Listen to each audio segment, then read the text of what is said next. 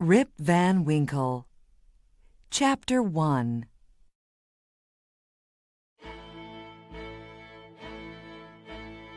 The Catskill Mountains change color at different times of the year.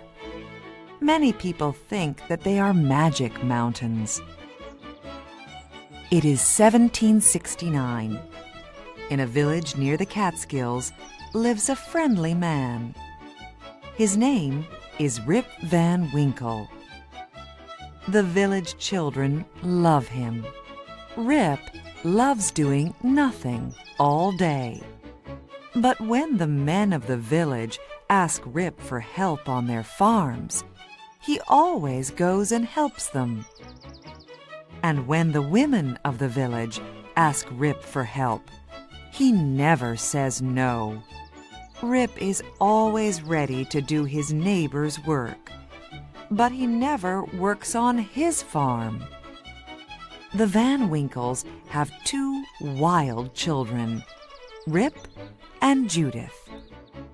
Young Rip always wears his father's old clothes. Morning and night, Mrs. Van Winkle tells him that he is lazy. Rip never answers her. This makes her angrier. One day, Rip leaves his wife at the farm. He calls his dog Wolf, and they go for a walk in the mountains. In the late afternoon, Rip sits on one of the mountains. For a long time, he watches the beautiful Hudson River.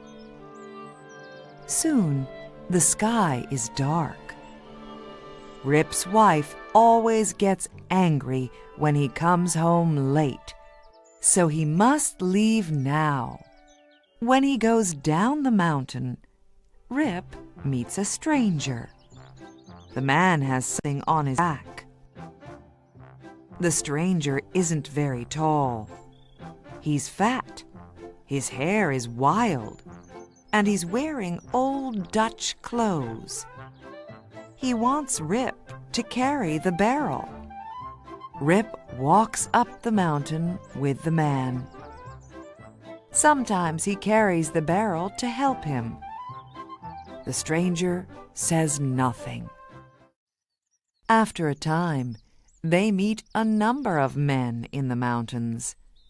They are all playing an old Dutch game and wearing old Dutch clothes. The man with the barrel gives them all a drink. Everything is quiet. Nobody smiles, and nobody speaks.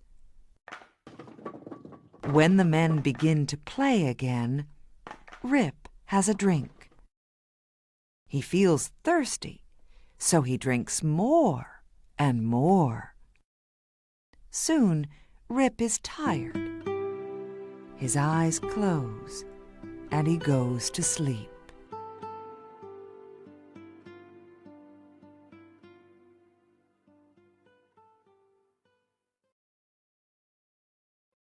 Chapter 2. When Rip opens his eyes, it's a sunny morning. "Oh, no," he cries.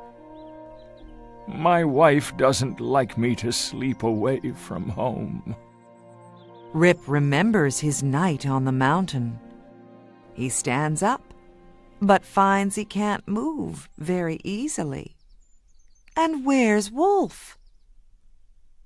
In the village, some children laugh at him. The buildings, the people, and their clothes are all different. Rip feels afraid.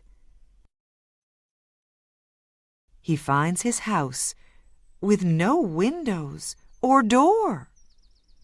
And where are his wife and children? Rip doesn't understand. Just then, he puts his hand to his face and finds he has a long white beard. He runs to the village inn. Over the door, the picture of King George has new clothes and a new name, George Washington. Rip doesn't know any of the people in front of the inn. Does nobody here know Rip Van Winkle? He asks. Yes, that's Rip Van Winkle next to the tree. One man says. Rip sees a young man in his clothes. Is that me? He thinks. But before old Rip can speak to him, a young woman next to him says to her baby, "Quiet, Rip." He hears the baby's name and turns to her. What's your name? He asks. "Judith." She answers. And your father's name? "Rip Van Winkle." She says. And where is he? "Nobody knows." She says. After his walk into the mountains 20 years ago. And your mother? Rip asks. "She's dead." Judith says. Then Rip laughs. Oh, I'm your father. He cries. Young Rip Van Winkle then, old Rip Van Winkle now. Don't any of you know me? An old woman looks into Rip's face. "Yes, it is Rip Van Winkle. She says. After 20 years. Welcome home, old friend." Rip tells his story of the men in Dutch clothes and their strange game in the mountains. Some people think he's mad. But one old man cries, "I think old Rip's story is true. Every 20 years, they say, the ghost of the Dutch explorer, Henry Hudson, comes back with his men to the Catskills. Those strangers in old Dutch clothes were Hudson and his men." So old Rip goes to live with Judith, and his son goes to work on the old farm, sometimes. And every day, without his wife there to tell him he's lazy, old Rip goes to the inn, has a drink, and tells his strange story to the visitors staying there.